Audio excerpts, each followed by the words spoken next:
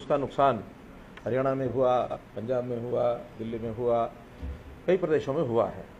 अब किसी भी प्रदेश में नुकसान होता है तो वास्तव में मानवता के नाते हमको एक दुख कष्ट तो खूब होता है, लेकिन फिर भी हर किसी की सोच अपनी होती है।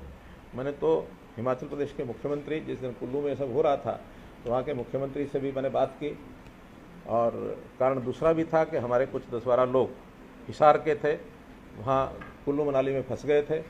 यहाँ से समाचार मिला तो रात भर उन्होंने किसी तरीके से निकाली वहाँ, लेकिन सुबह उनको वहाँ से सुरक्षित निकाल लिया गया, मनाली ले जाया गया। उसका मैंने धन्यवाद भी किया और आश्वासन भी दिया कि हमें भी कोई अगर आपकी आवश्यकता, यानी आपको कोई हमारी आवश्यकता पड़ेगी तो हम सहयोग करने के लिए तैयार हैं। राजनीति से ऊपर उठ करके बातें करनी ज़रूरी होती हैं। तो उस प्रकार से ये सब हुआ है।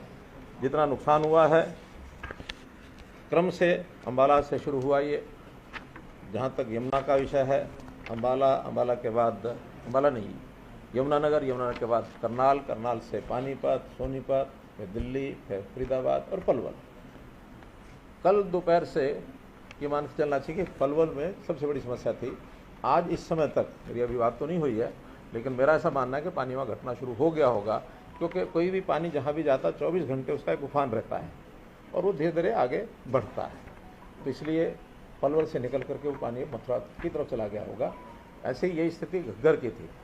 घग्गर, छोटी नदियाँ जैसे मारकंडा, जैसे टांगरी और सरस्वती, ये 3-4 नदियाँ मिल करके वो कैथल के आसपास सब इकट्ठी मिल जाती हैं, जोर बनाती हैं।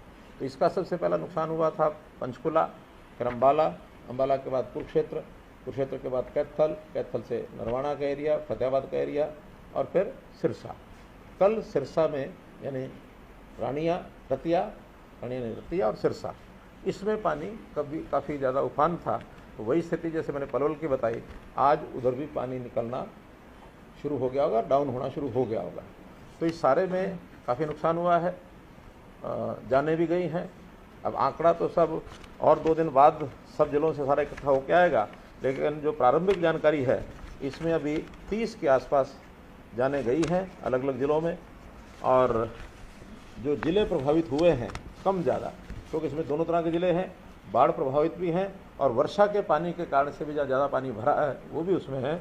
1385 ऐसे ज़िले प्रभावित हुए हैं, जिसमें एक्चुअल लॉस बताया जा रहा है वो 403 है। बाकी में लॉस अभी आइडेंटिफाई होना है। काफ़ी इसमें मकान डैमेज हुए हैं, 133 मकान तो पूरे गिरे हैं। ये कल तक की सारे कल 15 तारीख थी ना, तो कल शाम तक का ये आंकड़ा है, आज का आंकड़ा भी नहीं है इसमें। तो 133 तो पूरे हाउसेज डैमेज हुए हैं, 184 पार्शली डैमेज हुए हैं। और जो पशु हैं वो भी बड़े पशु यानी गाय भैंस आदि 110 पशुओं की मृत्यु हुई है। और पोल्ट्री यानी जो हमारे पोल्ट्री फार्म उस एरिया में आ गए वो भी लगभग 20,000 ऐसी पोल्ट्री का भी नुकसान हुआ है। जिन लोगों को घरों से बाहर निकाल करके दूसरे स्थानों पर कैंप में ले गए, ऐसे लगभग 5400 लोग हैं, जो जैसा ही मामला ठीक हो रहा है धीरे धीरे वो अपने घरों को वापस जाएंगे। लेकिन जब तक वहाँ रहते हैं उनके भोजन की, उनके पानी पीने के पानी की अथवा और कोई मेडिकल हेल्प, ये सारी चीज़ें उनको वहाँ दी जा रही हैं। पशु भी अगर साथ आए हैं, उनके गांव खाली कराए हैं, तो उसके चारे की व्यवस्था भी डिप्टी कमिश्नर के द्वारा की जा रही है।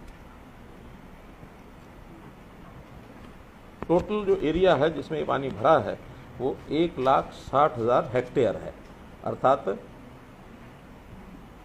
4 लाख एकड़।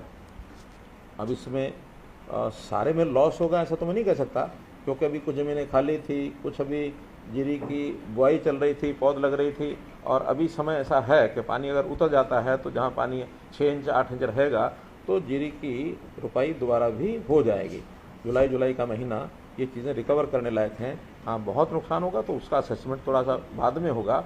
उसमें क्षतिपूर्ति पोर्टल है, किसानों को एक कहा जाएगा कि वो उसमें रजिस्टर करें, फिर उसकी गिरदावरी और उसका जो वो होगा यानी सर्वे होगा वो बाद में होगा। लेकिन बाकी तो जो सर्वे है वो तो डीसी के द्वारा भेज दिया गया है, मकानों का जान गई वो सब।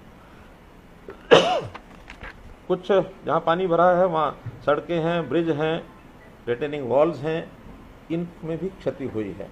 वो डिपार्टमेंट वाइज अलग अलग डिपार्टमेंट उसका मूल्यांकन करेगा। एनडीआरएफ की जो टीमें हैं वो भी प्राय जहां आवश्यकता है सब जिलों में भेजी गई है, 14-15 जिलों में। और आर्मी भी अम्बाला, कैथल, यमुनानगर और अब तो कल हमने फतेहाबाद में भी भेजी है, जहां की आवश्यकता होती है। आर्मी के लोगों को अलर्ट कर रखा है। सब जगह आर्मी, एयरफोर्स या नौसेना के जो लोग अपनी नावें वगैरह लेकर के वो भी पहुंचते हैं, तो वो पूरा सहयोग उनका हमको मिल रहा है।